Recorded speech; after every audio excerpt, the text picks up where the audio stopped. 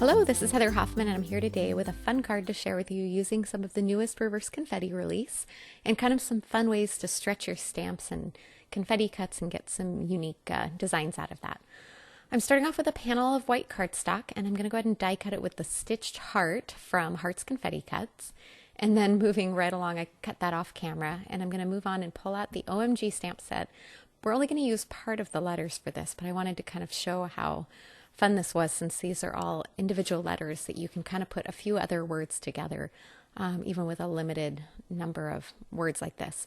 I stamped the outline with wine dye ink and then Piggy bank for the centers of that using my Misty, and then die cut them out with the coordinating confetti cuts.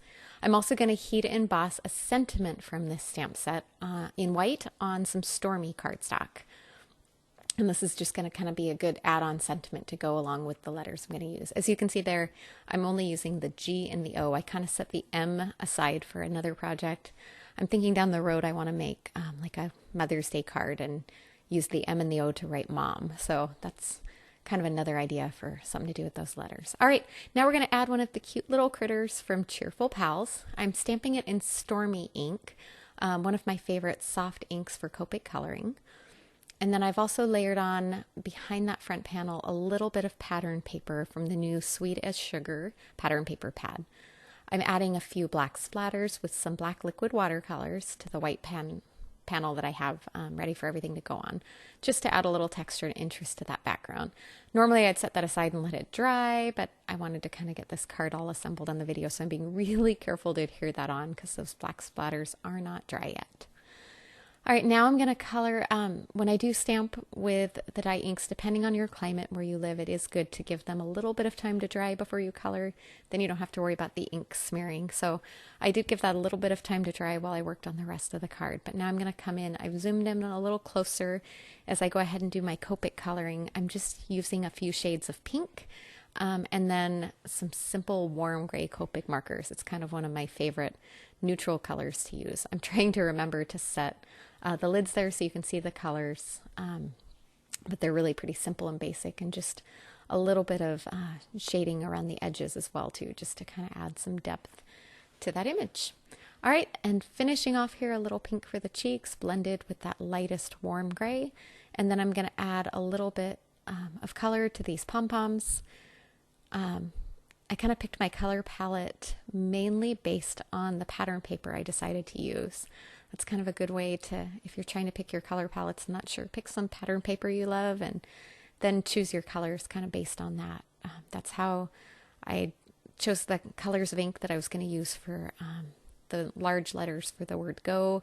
And then I also kind of pulled in gray as a neutral just because, I don't know, I guess it's one of my favorite. You could also go with a brown or a craft color, but I really like that. Soft warm gray. All right, now I have all of my elements together. I'm going to start adhering them using some foam adhesive for dimension. Excuse me as I try and talk. I'm just adding it to the back. I'm starting with that cute little critter and then kind of planning where I want to tuck everything else.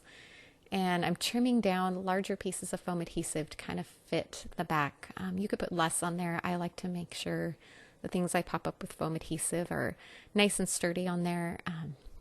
And I'm not going to have to worry about them bending or crinkling if I send them through the mail. So I'm kind of a believer in lots of foam adhesive. So I'm putting it on there nice and stable. And I'm kind of adding a fun little angle to those letters. And then finishing off with that little supporting sentiment underneath, also popped up with foam adhesive. All right, and then now that I have all that adhered on, it was time to add a little bit more sparkle and kind of bring out that darker color on there. So I pulled out some deep pink jewels. These are from Pretty Pink Posh, and I'm just kind of tucking them around the image, kind of planning some different places. And then once I have them all where I want to put them, I'll adhere them in place using my jewel picker and a little bit of glossy accents. And then to add a little more sparkle, I'm coming in with some Nuvo sparkly glitter drops, and I'm just covering that all the way over the pom-poms and over that little heart in the center of the shirt. And then for some contrasting shine, I'm using some glossy accents to go on the nose, and then just filling in the main colored inside part of those letters.